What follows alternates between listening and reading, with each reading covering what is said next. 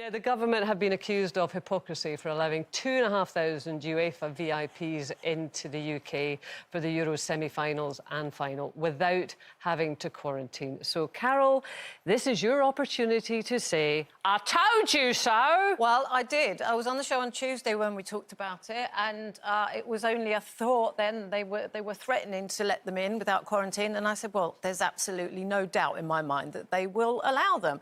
And they have. And I said on Tuesday as well that it's, in a way, it's a good thing, because I think people can now really see that there is one rule for them and there are other rules for us. And if So who's the them and us that you're talking about? Well, the them and us are politicians, the elite, the rich. They can all seem to do what they want. But there's going to be 60,000 fans in. I know, but it's sport as well, isn't it? Sport is money. And the reason that Boris says he's allowing them in is because it would have gone elsewhere. It would have gone to Italy, and he needed to have it in this country. But the main point is, if they don't have to abide by these rules, the quarantine and everything else, then neither should we. They should drop the rules for everybody, or don't allow them to we kind of have to be careful. Politicians are dodging them all the time.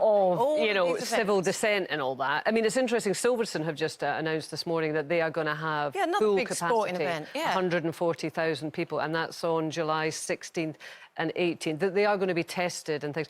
Does it feel, Katie, like a bit of a tipping point now?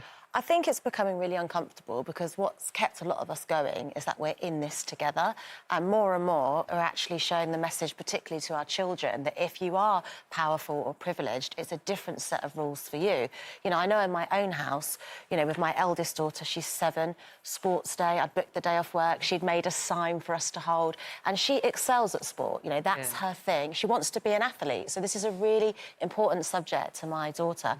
We might not be able to go to sports day. And when she says to me, well, you and Dad are going to the pub, you're going to work events, why can't sports day happen? I'm struggling to give a real answer. Yeah. Because there isn't a fair answer. Yeah. There isn't a fair answer. I don't mind making sacrifices when it's fair, but it's becoming unfair now. And it's also knowing exactly where that directive comes from, because apparently, you know, the government says that sports days can go ahead as long as COVID safety rules are enforced. But, of course, different schools, nurseries, etc., they're going to be nervous, they're going to err on the side of caution, and so we've got to think, well, where are these rules coming from? And when you don't know where the rules are coming from, that's where confidence just starts to get eroded, doesn't it? Well, and I suppose it feels for so many people that the goalposts keep being moved. I mean, I was listening to a radio show the other day, and this guy rang and said, my wedding has become like a business lunch. Yeah. We can't sing, we can't dance. He said, why can't I also, like these big sporting events, have lateral flow tests, PCR tests,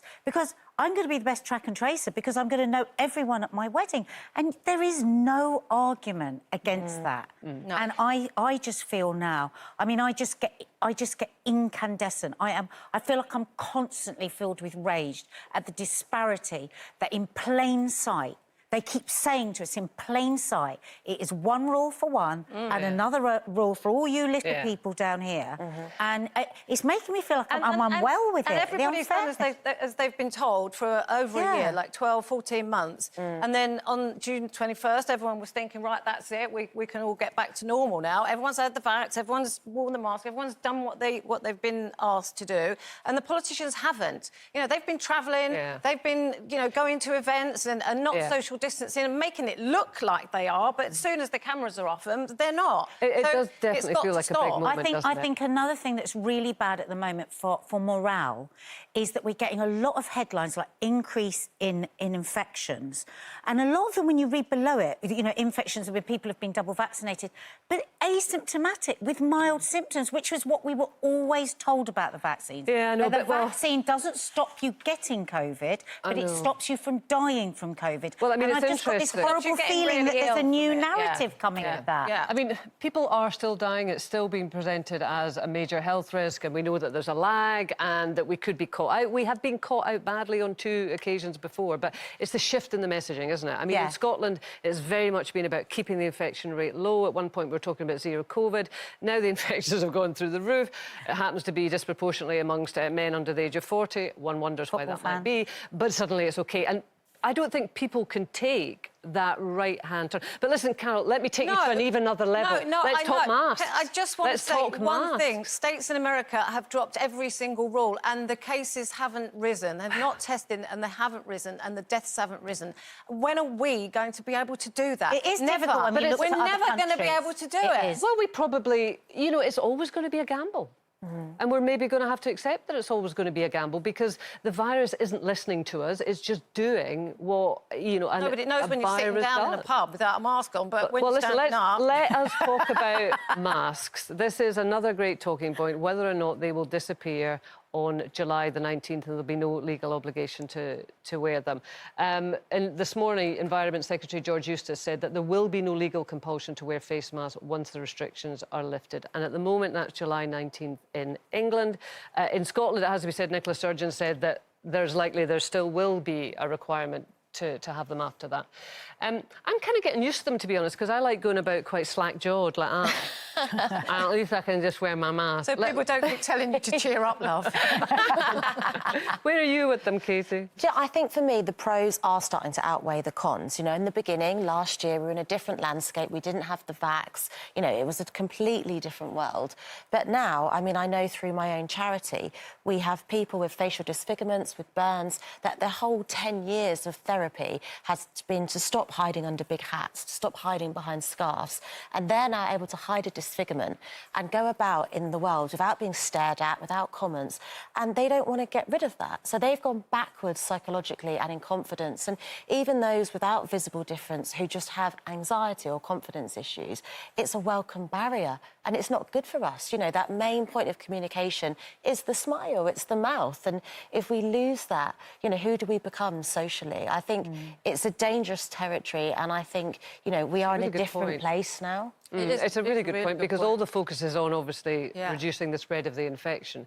But there are so many parts of our lives, our interactions that are reliant on people going, hey, how you doing? Yeah, and people are being discriminated against. And I'm happy to say I sometimes discriminate against people. I sometimes judge people and find them intimidating in a mask. If people come towards me, you know, completely covered, everything, just tiny eyes, I do get that tummy flip. I do panic because you've been raised to fear somebody if they're hiding their identity. Why are they hiding their identity? So then people wrongly get discriminated against. So there's a bigger picture, and I think we have to not exclude... It's so nuanced, wearing a mask, what goes on when you shut down a face. I mean, I remember at the beginning when we had to wear masks, and it made me so upset whenever I'd see a baby in a buggy and I would, like, talk and smile, and the baby would just look back, sort of blank face, because actually all they can see is this. They can't see the smile. They can't see what...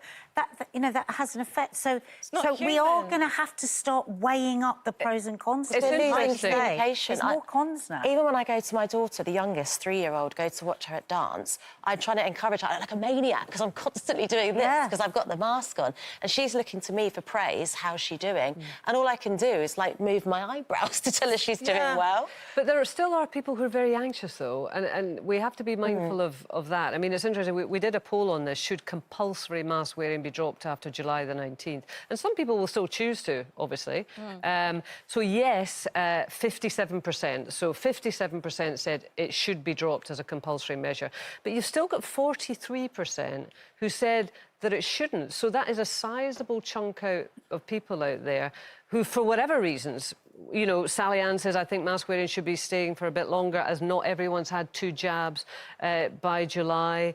Yes. But what about those that feel nervous? Wear it. Well, exactly. But then you're nervous of other people not wearing it. They need to drop the compulsory mask-wearing thing now and not in a month's time. They should have done it ages ago. In my opinion, that's what I think. And I know that people feel secure and safe wearing it. And that's fine. If you want to wear it, I don't mind. But, you know, don't try and make me feel bad if I don't want to wear it. And don't try and make me feel like I'm a dangerous person because I'm not wearing it, because I'm not. And there has actually been, like, a syndrome identified called COVID anxiety syndrome. And it really quite disturbs me and upsets me when I see people in their cars on their own with masks on. And I just think, you know, this isn't right. How are you going to break that? It's like what Well, you no, say but we with, do with, have to with be your charity. it's a real generous to Yeah. other It's people, though, bad. too. I mean, Katie, you said if you felt that people around you were nervous, you would wear a mask Yeah, out I of think respect for them. particularly if I was in places where there were elderly people, I understand why they'd probably feel more comfortable if I'd wear one, and I'd be happy to. There are some positives, like on the tube now, people can't just sneeze and then grab onto the rail, and actually that's quite nice, you know. And if I had a cold and I was going out in public, I'd probably wear one because it's basic common sense and etiquette.